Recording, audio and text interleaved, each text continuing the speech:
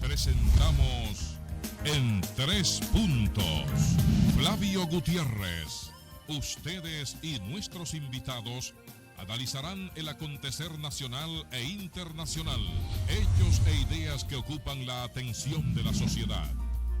Un aporte al debate en busca de soluciones a los asuntos nacionales e internacionales actualizados. En Tres Puntos. Muy bien, buenas noches a ustedes, amigos televidentes de este su programa En Tres Puntos. Agradecer, como siempre, la amabilidad que ustedes nos permitan llegar hasta sus hogares para compartir temas de interés con invitados especiales como el que tenemos esta noche. Antes de ello, vamos a darle la bienvenida al doctor Balcácer. Cuénteme, doctor, ¿cómo anda todo? Gracias, Guillermo. Buenas tardes a ti, buenas noches al país, que noche tras noche y a esta hora tan especial de la noche, pues nos permite entrar a sus hogares llevándole informaciones importantes y fidedignas. Hoy, además de informaciones importantes, tenemos un invitado muy especial que compartirá con nosotros algunos temas propios tanto de la política como de interés para el país. Así es, vamos a presentarlo y luego nosotros vamos a tocar unos temas antes de entrar en materia con nuestro invitado.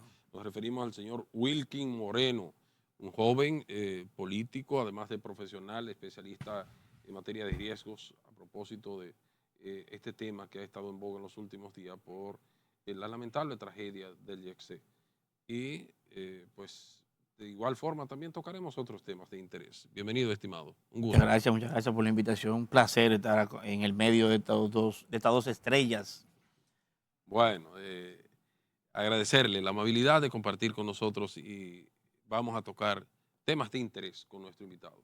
Antes de ello, nosotros quisiéramos, doctor Balcácer, compartir con algunos amigos televidentes, antes de entrar con nuestro invitado, y es las situaciones a veces que se dan con algunos funcionarios públicos que no direccionan bien a las personas que están bajo su responsabilidad en el caso de la seguridad.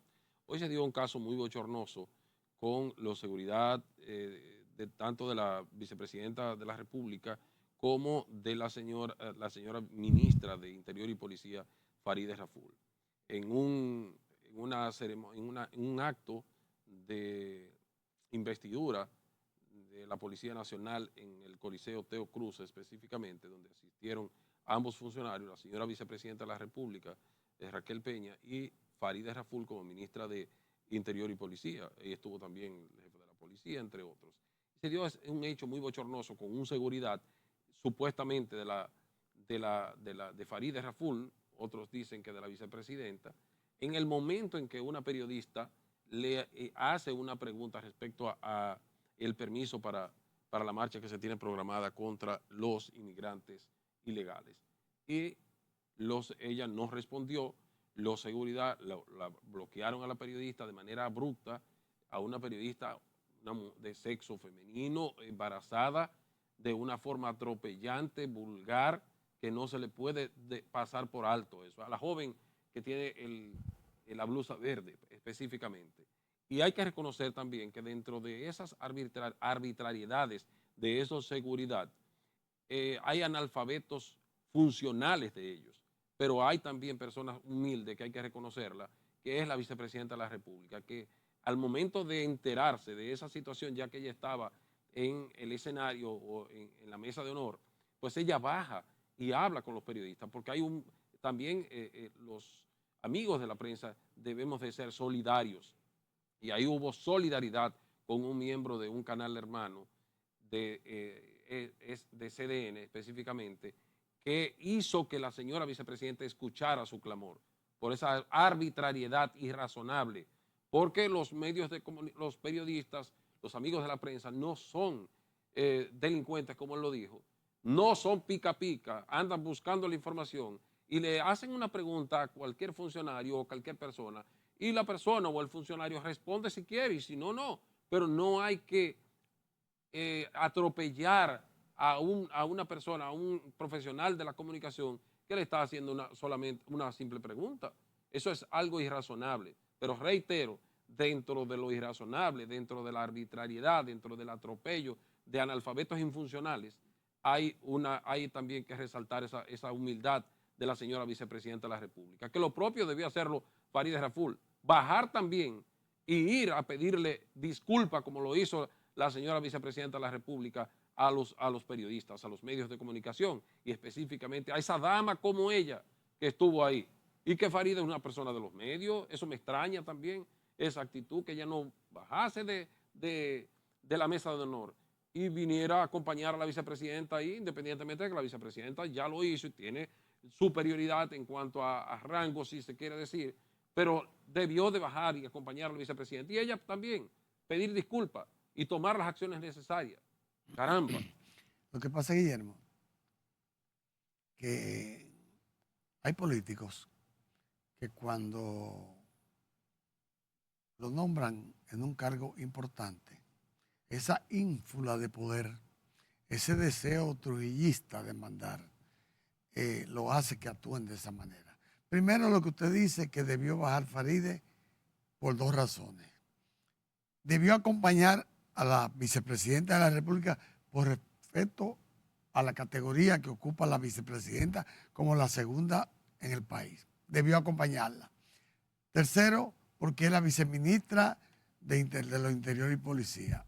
Y cuarto, porque como usted dice, Farideh, primero que nada, en el hemiciclo de la Cámara de Diputados, no actuaba de la manera como está actuando, ni exigía que a los medios de comunicación se les respetara, como ella está permitiendo por segunda ocasión que su escolta traten los medios de comunicación.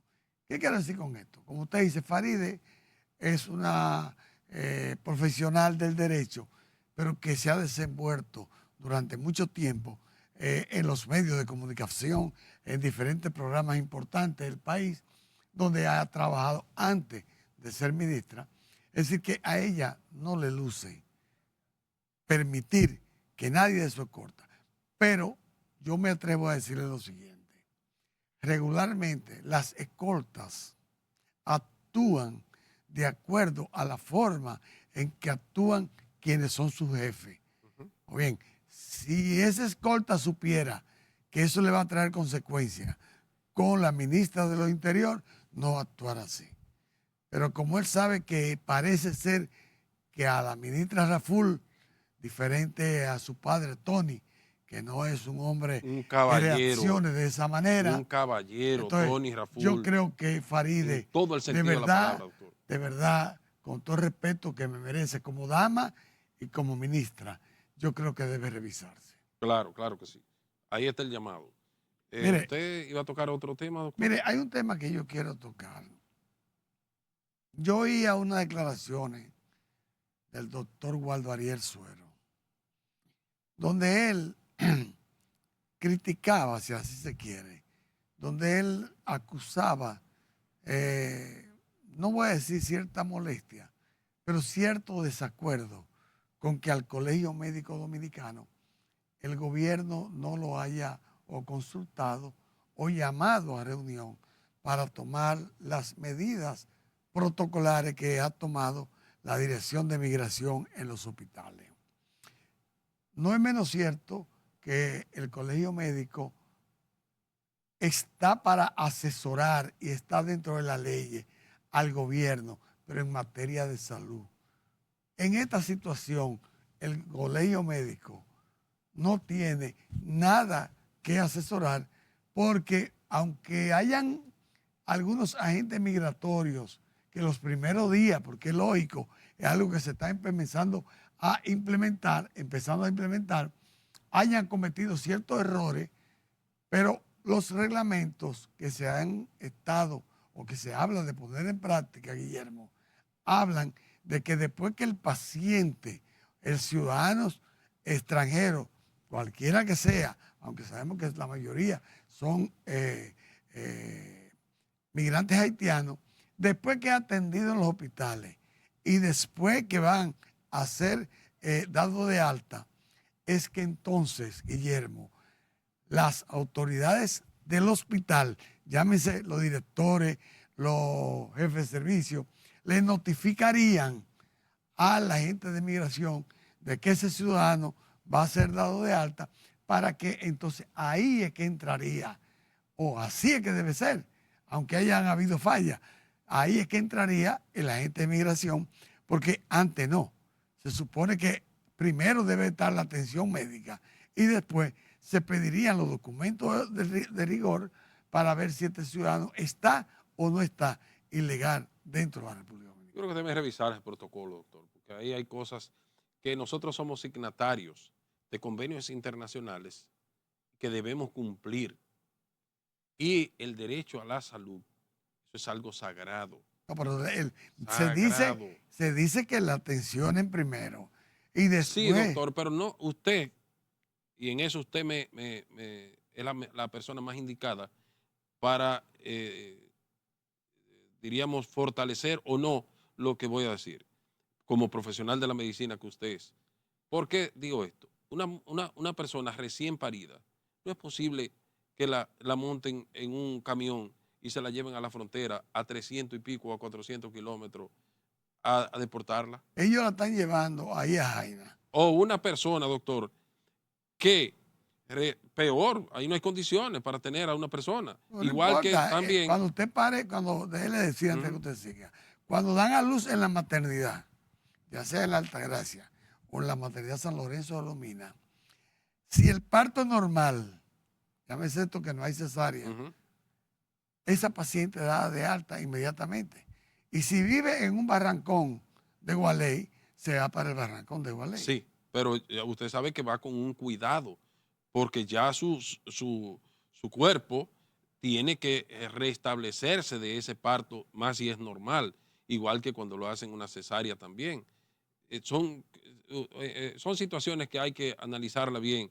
Y otras situaciones que se están dando con eso es que a dominicanos también lo han... Ya esos son errores. Sí, en Estados Unidos entonces, se dieron una serie de errores. No se puede justificar. Porque hay dominicanos sí, que por alguna razón las autoridades de migración han confundido, a veces por el color, a veces porque no andan con su documento. Si usted en ese momento, porque el haitiano tiene ciertas facciones a nivel del rostro, y a veces usted puede ser dominicano y puede ser hijo de una madre haitiana o de un padre haitiano y de una madre o un padre dominicano. Entonces, usted es dominicano. Entonces, si usted sabe que tiene esa condición de que puede haber un error en estos momentos, que hay la situación que se está dando a nivel migratoria, entonces usted debe andar con un documento.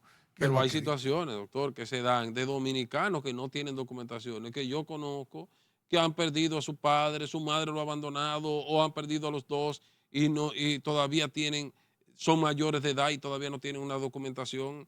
Yo conozco, por ejemplo, una persona que, así como usted lo dice, es de madre haitiana y de padre dominicano y le corresponde la nacionalidad dominicana. Claro. Sin embargo, ha tenido una serie de trabas por falta también de asesoramiento, buscarse un abogado porque no cuenta con los recursos y en la Junta Central Electoral no le han dado las orientaciones del lugar a los fines de que esa persona pueda obtener sus documentaciones y tiene 30 y pico de años y todavía no la ha podido obtener. Pues él va a pasar problemas si lo agarran, si él no tiene documento. Porque él no tiene nada porque el propio Estado no facilita. Nosotros estamos siendo correctivos y no preventivos. Nosotros primero debemos de prevenir y luego corregir. Entonces estamos actuando al revés, independientemente de que nosotros no apoyamos la migración ilegal, pero vamos a guardar la forma y a revisar los protocolos donde los protocolos no encajen con los principios universales de los derechos humanos que nosotros somos signatarios y vamos a actuar diríamos, con comedimiento. A mí me consta que el vicealmirante Lee Ballester es una persona preparada, un profesional, pero ha tenido algunos desliz desde el punto de vista, Guillermo. Claro, desde el punto de vista de querer justificar a veces cosas que hay que analizar primero, y qué bueno que él lo admitió en su momento cuando desmintió a una comunicadora, una periodista, de un video que andaba circulando y él dijo que no, que ese video era viejo y luego entonces tuvo que rectificar. Es una lesión. Pero eso es bueno también que rectifiquen porque eso también, como dijimos ahorita de la vicepresidenta, eso es un nivel de humildad de reconocer que cometieron un error porque somos seres humanos. Pero vamos a actuar para que no le demos ganancia de causa a los organismos internacionales, independientemente que muchas veces hacen o nos hacen requerimientos que no proceden. Pero bien, Pero es bueno que vamos a se revisar. sepa, es bueno que quede bien claro que en el protocolo habla muy claro, valga la redundancia, de que es después que se le den las atenciones de rigor, que entonces se le comunica a la persona de migración. Lo que pasa es que usted sabe que hasta los carros cuando se compran nuevos hay que desarrollarlo poco a poco. No, usted sabe que en principio, después del primer día fue que empezaron a hablar de protocolo, pero antes de eso no hablan de protocolo. Antes de eso salieron los medios apresando a mujeres embarazadas antes de entrar al hospital, pero luego fueron corrigiendo. Pero han disminuido en los hospitales, ya no se ven Pero tantas. eso es un problema, eso es grave No, también. eso no es grave nada. Eso es grave. Si usted es ilegal, usted no puede venir de Haití a parir aquí. Ahí estamos de acuerdo, doctor. ¿Usted sabe con qué? Con que allá en la frontera que se deben tomar las previsiones del lugar y no dejar que entren aquí. Y después que entren, entonces, tener situaciones con contradicciones con los acuerdos internacionales que nosotros tenemos en materia de derechos humanos. Yo creo que ahí entonces debemos revisar. Claro, pero es que no nos pueden llenar el país de que una madre, porque tiene que darle el seno a un niño, y va a durar, una madre puede durar hasta 6 años, ¿no? El seno a un niño. Sí, doctor, pero que se lo que den no a dejen Haití. que entren allá en la frontera. Pero Son que 300 y pico de kilómetros. se lo den a nada Haití más. el seno. Sí. Después que para, a los 2, si es un parto normal, a los 3 días puede coger la camiona o algo decente Que y llevarla controlen allá, doctor, que controlen allá para que no entren aquí, no después que estemos aquí, que estemos dando palos a ciegas. Pero vámonos a nuestra primera pausa comercial y de inmediato entramos con nuestro invitado especial en el día de hoy.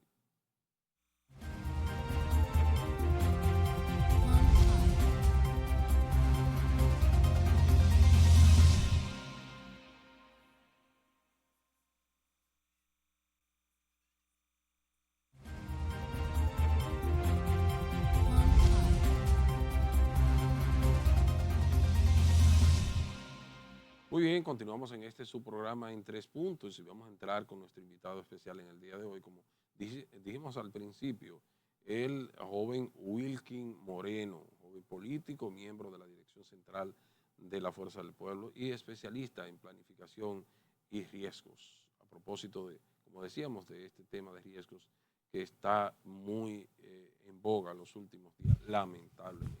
Bienvenido, estimado, un gusto. El gusto es mío estar aquí en 3 puntos con ustedes, 2 grandes estrellas de la comunicación. Encantado y dispuesto a aclarar cosas y, por supuesto, presentar las novedades que trae la Fuerza del Pueblo. Vamos a ver, Wilkin, antes de nosotros entrar en materia, si nos puedes hablar un poco de quién es Wilkin Moreno, aparte ya de lo que dijimos. Bueno, Wilkin Moreno es vamos a decir, miembro político perteneciente a lo que es la Dirección Central de la Fuerza del Pueblo. También estoy como titular de la Secretaría de Gestión de Riesgo y Atención a Emergencias y hemos querido aportar en nuestro grano de arena político. Vengo de lo que es el PRM, opté por pasar a la Fuerza del Pueblo recientemente, cuando vamos a decir las elecciones, y hemos estado trabajando para conformar y estructurar en el partido lo que es la parte que tiene que ver con gestión del riesgo. Hemos tenido últimamente una situación como la que ocurrió en el YESET y hemos hecho una propuesta en conjunto con la comisión que el presidente ha designado para que lleve a cabo dichos objetivos en esa comisión. Me llamó la atención, antes de entrar en materia de riesgo, cuando tú dices que viene del PRM, un partido en el poder, y tú te vas a un partido de la oposición. Cuéntame de esa transición. Bueno, sí es interesante. Yo decidí dar un paso hacia un partido con una visión más democrática y de más experiencia de Estado. Y yo he dicho que el PRM es una sociedad de autócratas. En mi paso por el PRM, mi formación es política dentro del PRD. Me formé Peña Gómez, socialdemocracia, justicia, derecho partidario y, ¿por qué no, derecho público? Y hoy en día hemos visto cómo el país no ha marchado del todo bien en cuanto a los aspectos democráticos y, ¿por qué no, organizacionales y lamentablemente gubernamentales? Y tomé esa decisión porque no me sentía a gusto. Bueno, Alcácer, antes de preguntarle a Wilkin, doctor, disculpe, vamos a brindar con los sabrosos Jugo Rica para que no se nos escape, donde la calidad en esta empresa realmente ha hecho una tradición en los dominicanos. Rica es un sinónimo de dominicanidad. Rica a su salud. Adelante, Balcácer. Wilkin, la Fuerza del Pueblo en estos días ha estado muy activa y con respecto a lo que es la conformación de la Dirección General de Prevención, Protección Civil y Emergencia. Hablan un poco de qué se trata eso, porque según yo tengo entendido, en el en el primer periodo del gobierno del presidente Leonel Fernández, 96-2000, había algo parecido que se iba a hacer, no se llegó a hacer, pero bueno, ya en esta ocasión ya el partido como tal va a conformar esto o es una idea para someterlo a la Cámara de Diputados, para someterlo al Congreso y que uno de los diputados o senadores que tiene el partido pueda llevarlo para que entonces sea un asunto institucional. Sí, miren, déjenme hacerle brevemente una historia, un antecedente de lo que es la gestión del riesgo. El doctor Leonel Fernández en el año 1998 como presidente se vio afectado, el país se vio afectado de lo que fueron los efectos del huracán George. A raíz de esa experiencia, República Dominicana quedó al desnudo, a pesar de que fue un huracán muy impactante, de que hacía falta una dinámica institucional en materia de respuesta y, ¿por qué no?, de prevención ante este tipo de eventos. Cuando el presidente Fernández, entonces, ya entra prácticamente en salida de su gobierno en el año 2000, había dejado encaminada todo lo que era una serie de gestiones para fortalecer el sistema de gestión de riesgo o atención a emergencias y catástrofes en República Dominicana. Pues bien, en el año 2002 se aprueba lo que es a través de un préstamo del BID, lo que hoy en día conocemos como el Sistema Nacional de Prevención, Mitigación y Respuesta, o Sistema Nacional de PMR. Pero ese sistema tuvo una dificultad. Cuando se planteó en lo que fue el marco de proyecto de ley, estipulaba una serie de instituciones que venían a tener la rectoría y la parte organizacional de la cibernética institucional. ¿Qué ocurrió entonces? Que por un tema de protagonismo, el director de ese entonces, que era Lora Salcedo, decidió borrar 10 páginas de la ley, del marco del proyecto de ley. Y si nuestros queridos televidentes van a lo que es la ley 147-02, se van a dar cuenta de un adefesio jurídico que tiene la ley. Hay dos instituciones que se enmarcan dentro de la ley, pero sin embargo, esas instituciones no fueron conformadas y, digamos, el sistema quedó cojo. Era la Dirección General de Gestión de Riesgo y era el Comité Operativo Nacional de Emergencia, que no es el COE. El Comité Operativo Nacional de Emergencia vendría siendo en ese momento, jugaba un papel como en especie del 911, en el cual el día a día iba enmarcado en una atención a emergencia. Si se iba de las manos la emergencia común y entraba un evento súbito o se advertía sobre una posible alerta de huracán o de un evento que pueda ser de una forma u otra avisado, se conformaba entonces o se activaba lo que era el Centro de Operaciones de Emergencia, que es un centro de mando y control, que hoy en día el protagonismo que juega el COE está desalineado con la ley, porque hay un protagonismo que es simple y llanamente de respuesta, es reactivo, no está la parte de prevención, la parte de supervisión, la parte de análisis para hacer gestión de riesgo ante, digamos, esos factores de riesgo que tiene República Dominicana.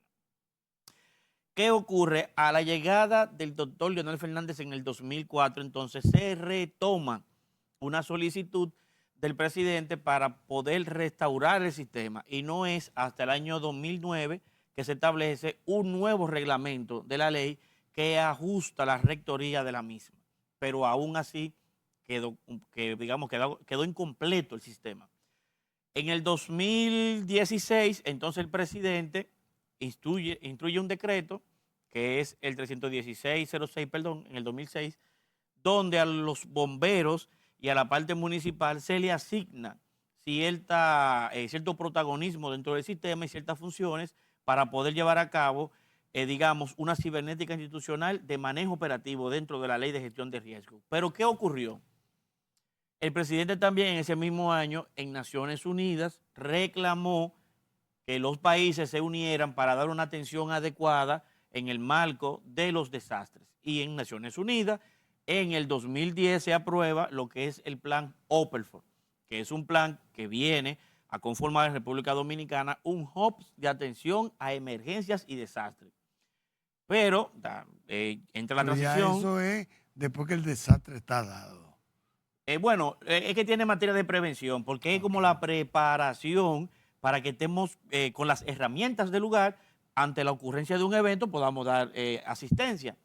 Pero también quedó cojo Hopperford, porque entonces en Hopperford, cuando el presidente Leonel sale, no pudo concretar, digamos, en el 2012, dicha solicitud de institución, y el presidente Danilo entonces articula lo que es un decreto, que es el 1318, para dejar conformado ya el proyecto Hopperford, que trajo consigo lo que es un centro de excelencia para la atención a desastres.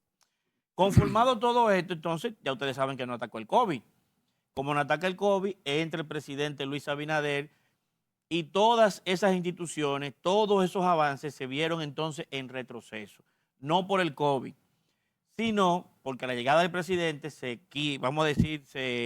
deroga el decreto de la persona que dirigía Oxford. El COE toma otra relevancia porque ustedes tienen años que no escuchan lo que es la Comisión Nacional de Emergencia activarse. Ustedes ven el COE que se activa y está ahí y punto. Nadie ve esa comisión de emergencia que antes asistía el presidente de la República, que estaban todas las instituciones involucradas en un día a día constante para ver, determinar, supervisar y prevenir situaciones. A raíz de la reciente catástrofe que tuvimos en Yeset, las inundaciones que ustedes recuerdan de los noviembres, la calamidad que tuvimos en La Vega, el problema que se tuvo también, me parece que en Bonao, con una planta de gas que explotó, pero esto último entonces de Yeset. Y lo de San Cristóbal también. La tragedia de San Cristóbal con la explosión y todo eso que ustedes de una forma u otra han venido siendo testigos, llamó la atención del presidente Fernández, porque vengo trabajando un antecedente con ustedes diciéndole, el presidente Fernández siempre ha estado interesado en la gestión del riesgo, porque ya él sabe por experiencia lo que le ocurrió con George. Entonces, a raíz de este último evento, el presidente decide conformar una comisión donde Ingeniería e Infraestructura del partido, como secretaría, decide verificar y analizar en su conjunto, con especialistas, en el cual me incluyo, cuál es nuestra propuesta para que ese tipo de situaciones no se vea de nuevo, de una forma u otra afectando el país y no se vea o no nos veamos involucrados en tan lamentable hecho que todos los dominicanos de una forma u otra nos hemos visto tocados.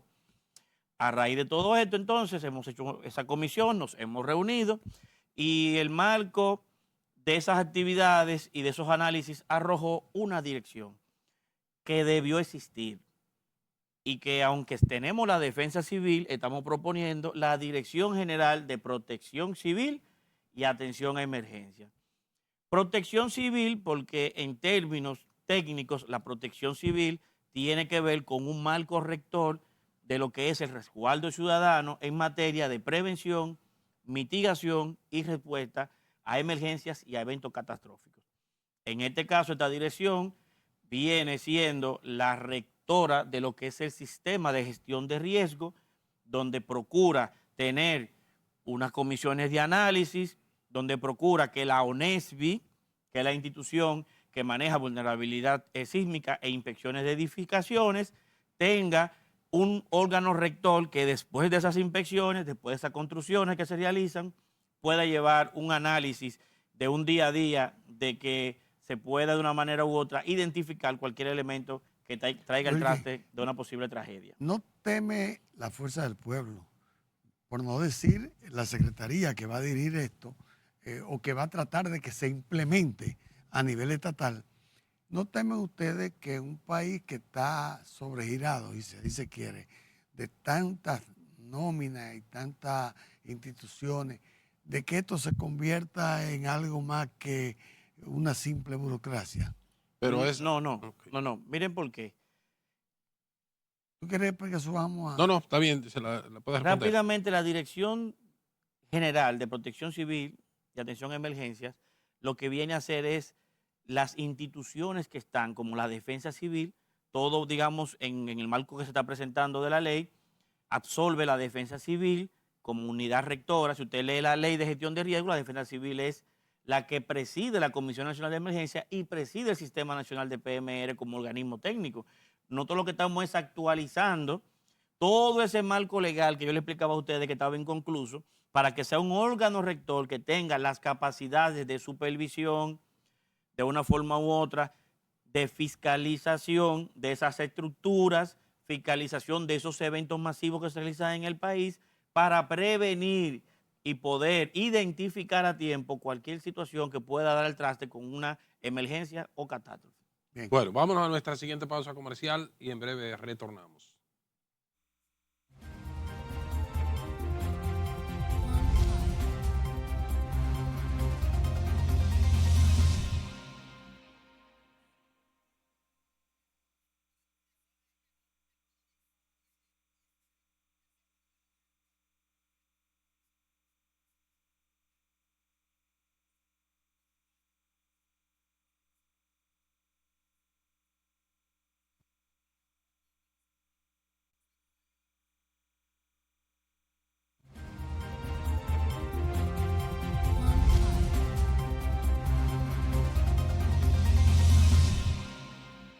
Muy bien, continuamos en este su programa en 3 puntos con nuestro invitado en el día de hoy, el señor Wilkin Moreno, quien es un especialista en materia de riesgo, además de ser político. Y con él estamos tratando ese tema de interés y una propuesta que su organización política, la que le representa, la Fuerza del Pueblo, pues ha realizado en esta semana.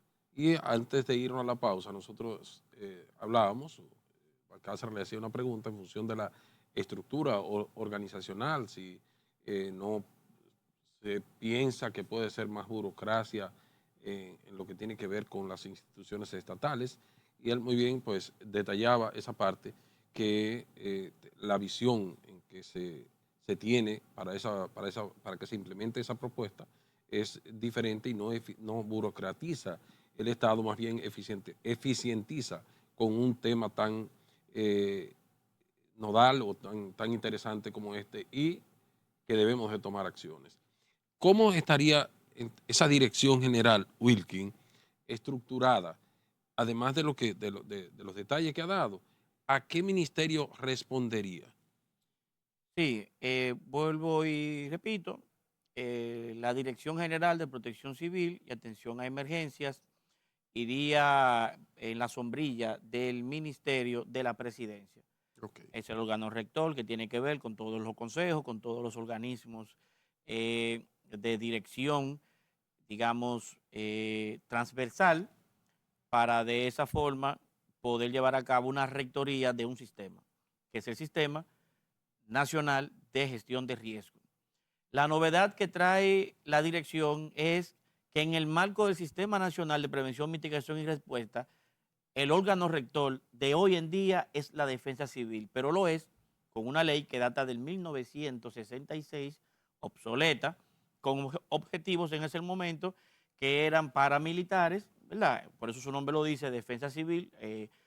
Unos miembros de Cruz Roja que salieron de la institución conformaron la Defensa Civil bajo esa visión. Pero la visión de hoy en día que se está buscando es la de la rectoría de ese sistema, y que sea preventiva y que tenga una visión de fiscalización, que tenga una misión comisional de lo que se refiere a materializar una supervisión que sea y venga al traste de la prevención, y por supuesto que pueda certificar los organismos, las estructuras y, ¿por qué no?, un sistema que sea preventivo y no de respuesta, o que sea reactivo a condiciones que ya sean catastróficas, como hemos visto en los últimos años. Wilkin, fíjate, como usted dice de prevención, hemos estado viendo las condiciones que se encuentra el puente Francisco de Rosario Sánchez, que cruza, ¿verdad?, a Santo Domingo Norte, Santo Domingo Este. Sí, es correcto. Hemos visto el traslado que está efectuando donde están las cortes de apelación del Distrito Nacional. Pero a través de eso también hay mucha estructura en el Distrito Nacional, para no decir en todo el país, que se encuentran en muy mal estado. Esa institución, de ser aprobada en el Congreso de la República, ¿verdad?, trabajaría para inspeccionar con tiempo todas esas edificaciones, la mayoría, por lo menos en Ciudad Nueva, en Ciudad Colonial, que tienen cientos de años. Y que, ejemplo, yo oí una entrevista al propietario de Yeser, señor Antonio Espaillá, donde él contestó una pregunta diciendo que solamente los bomberos habían ido, que él recordara, una o dos veces. Esa institución de la cual estamos hablando se encargaría de investigar, averiguar y ver en las condiciones que se encuentran esos locales, mayormente donde asistan mucho público. Es correcto. Esta institución, al igual que la experiencia que han tenido instituciones en Europa, en Chile, en México, en el propio Colombia, viene a garantizar que las instituciones que le corresponde velar por ese tipo de supervisiones y garantías estén al día de las mismas. Por eso es un órgano rector. Ejemplo, usted decía que el señor Espaillá narraba que a él no lo habían inspeccionado. Bueno, pero ¿por qué te iban a inspeccionar? Primero analicemos, era un tema laboral porque los empleados decían que se caía parte del plafón y que tenían que barrer, y ante una denuncia de un empleado debió el Ministerio de Trabajo, a través del reglamento 52206, realizar una inspección, mandar un inspector por la inseguridad de la seguridad laboral del empleado. Era un tema de cuando se realizaban eventos masivos, anda un reglamento de espectáculo público que dice que a la hora de asistir a un evento que se vaya a realizar la presencia masiva de personas ante un espectáculo, debe haber una inspección que garantice señales de emergencia, que hayan extintores, que las personas que estén allí conozcan el local. Dice espectáculo público en un reglamento, fíjense. En esa parte estaríamos bien. O sea, desde el punto de vista de los extintores, de las puertas de salida, de conocer el lugar. Por ahí vamos bien. Pero si se hubiese hecho una inspección profunda, entonces se hubiese llegado al análisis por observación natural, como una vez yo asistí a ese lugar y dije, pero ven acá, esto no tiene columna en el centro. ¿Qué sostiene esto?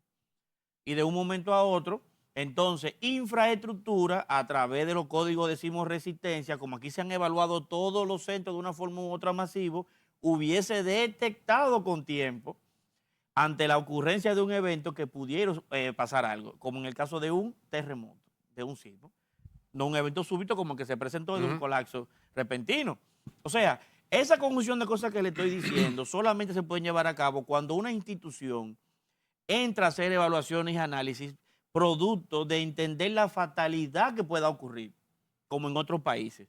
Esa institución aquí no existe, porque la defensa civil, vuelvo y repito, tiene una naturaleza también un poco reactiva, no tiene esas facultades actualmente, aunque sí la tiene dentro del marco de la Comisión Nacional de Emergencia, pero entonces ya la Dirección General de Protección Civil viene a atender que esas instituciones tengan que velar con ese marco a través de los sistemas preventivos, del Sistema Nacional de Información que existe actualmente en República Dominicana, un Sistema Nacional de Información de Vulnerabilidades y de Estructura, para que, por ejemplo, instituciones como ONESBI tenga un banco de información de esos lugares donde se realizan eventos, no solo de asistencia permanente, sino de asistencia o concurrencia provisionales, como son los propios espectáculos públicos que se realizan, como en el Centro Olímpico, el propio Pabellón Palacio de los Deportes. Ahí se realizan actividades que va el propio presidente y usted no ve cantidades de ambulancias correctas, salidas identificadas. Ahora mismo,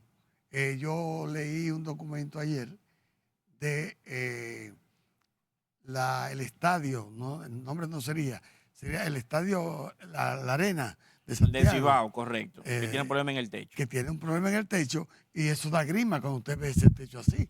Pero fíjese que usted pone el mejor ejemplo. ¿Por qué ha llamado la atención hasta del puente de la 17 lo que está ocurriendo? Porque acaba de pasar un evento catastrófico en el que la gente ya toma una actitud preventiva y de mitigación y de una forma u otra la gente toma como una parte de advertencia de autoseguridad y dice, ¿y esto? ¿Se va a caer? ¿Y esto? Entonces, esa institución es la que debe cubrir ese rol en el que la gente en ese día a día, en esa permanencia de ese día a día, tenga una supervisión y tenga un centro y sistema de análisis para que esas instituciones jueguen ese papel y ese rol. Tenemos entonces debilidad jurídica para poder ser más preventivos y no ser reactivos.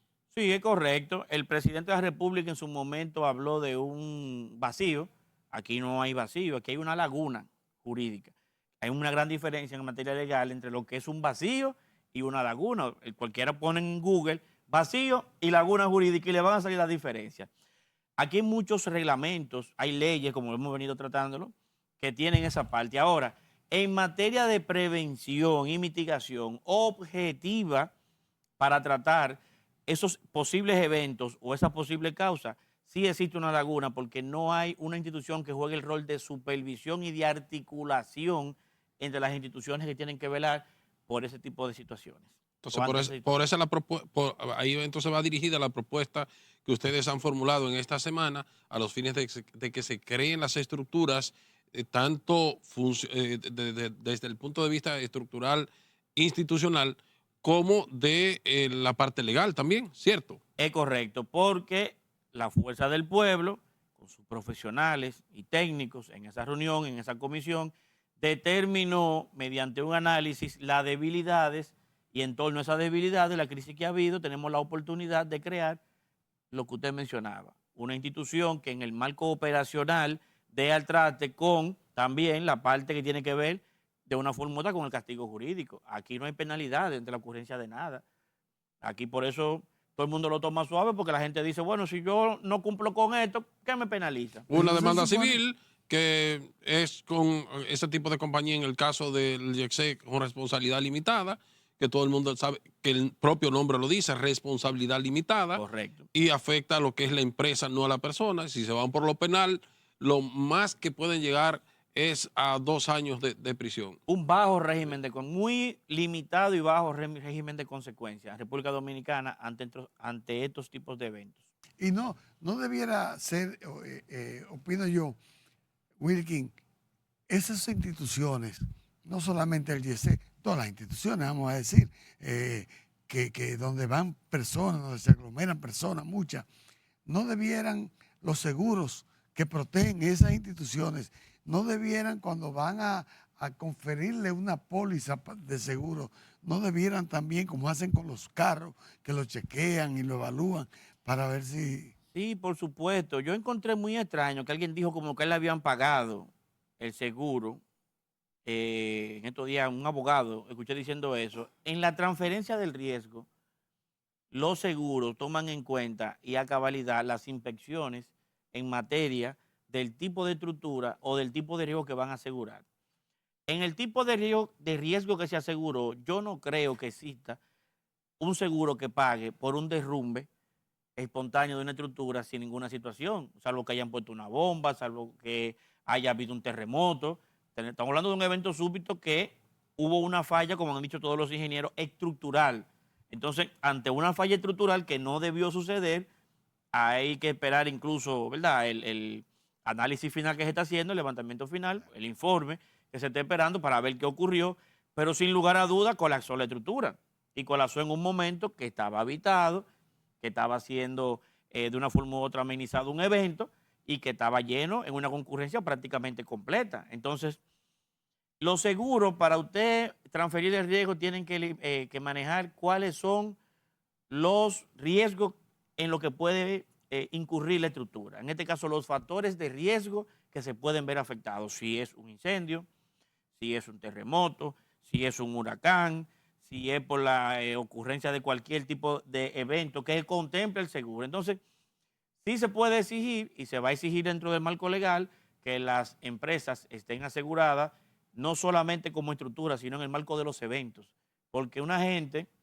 también puede resultar herida ante una situación que se presente en cualquiera de esos centros, y hay que ver si tenía las salidas de emergencia correctas, si tenía la señalística adecuada, si tenía el extintor para poder de una forma u otra mitigar un evento de incendio o un conato de incendio. Entonces, sí pudiéramos pensar dentro del marco de la ley y esté estipulado esa parte. Ahora, para temas catastróficos y masivos, sí tenemos que elevar ya una estructura más sólida en una parte legal que tenga régimen de consecuencia, y por ende se necesitan comisiones y estructuras que supervisen y evalúen y certifiquen ese tipo de estructuras y negocios. Antes de Bien. que Guillermo arriba, me gustaría decirle que el 90% de los negocios tipo bares, vamos a decir, que hay en la zona colonial, el 90%, y me estoy quedando corto, no tienen una salida de emergencia. Bueno, vámonos a nuestra última pausa comercial y de inmediato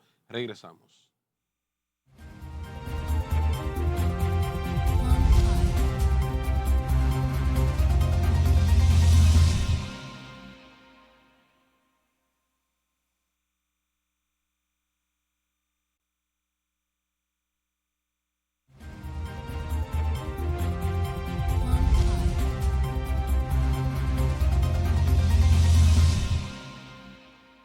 Muy bien, ya estamos a la última parte de este su espacio en 3 puntos con nuestro invitado de hoy, el señor Wilkin Moreno, quien es un especialista en materia de planificación y riesgos.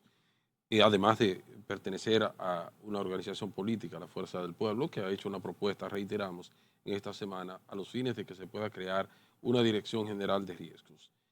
A propósito de esa propuesta, Wilkin, el gobierno, al reconocer y al admitir que hay un vacío legal, que hay, como bien tú decías, una laguna desde el punto de vista legal en esta materia, pues ha tomado algunas acciones desde el punto de vista de fortalecer, de hacer una propuesta a través del Congreso o alguna, diríamos, posición en ese orden que el gobierno haya fijado, porque muchas veces tienden los partidos oficialistas de gobierno a no escuchar las recomendaciones de la oposición y hacer sus propios proyectos. ¿Cómo andaríamos en ese orden? El gobierno va a tener que dejarse dar una manito de parte de la fuerza del pueblo, porque el gobierno fue que creó este vacío que existe, el gobierno actual.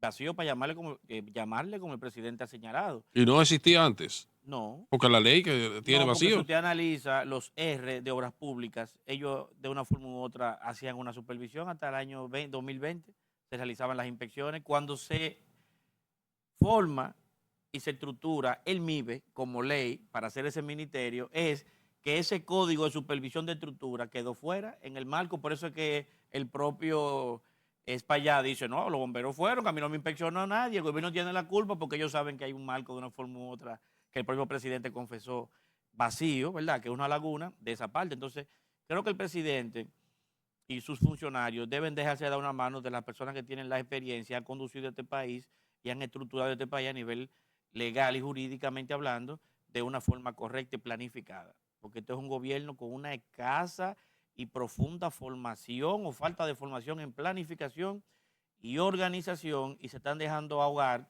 en materia de organización gubernamental. El gobierno ha dicho que la oposición es muy buena criticando, pero en el momento que le tocó la oportunidad de gobernar, no hicieron lo que debían de hacer. ¿Cuál es la opinión suya al respecto? Totalmente negativo, porque si usted analiza todos los R, R1, R11, R22, si estamos hablando propiamente en esta materia. El R, para que nuestros amigos televidentes puedan entenderlo. Los códigos de inspección de infraestructura, sismoresistencia, los códigos de verificación de estructura para eventos sísmicos, estructura para temas que tengan que ver con incendios y demás. El PLD formó de una forma u otra legalmente este país. Ahí tenemos la ley de Contraloría, la ley de sistema de gestión financiera, planificación e inversión pública, que ahora la quieren fusionar para dejar otro atolladero, porque todo lo vuelve, ¿verdad?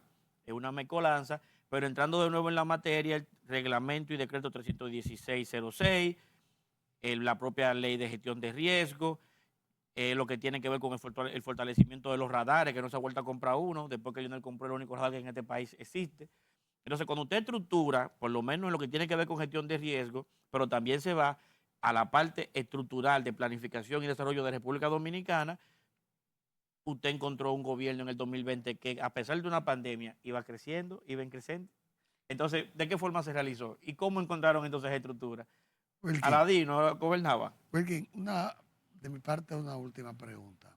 Estamos en el 2025, a 3 años de unas elecciones, con un partido que ha logrado crecer poderosamente para su corta edad política, como es la Fuerza del Pueblo. Entendemos que el candidato de la Fuerza del Pueblo, sin duda alguna, va a ser el presidente Leonel Fernández. ¿Cómo y qué usted cree que usted le puede decir a la población que sería un cuarto periodo de gobierno del presidente Leonel Fernández? La República Dominicana está pasando por momentos catastróficos, desastrosos, con falta de organización, planificación, visión pública y, ¿por qué no?, respeto incluso hasta de las leyes y la Constitución.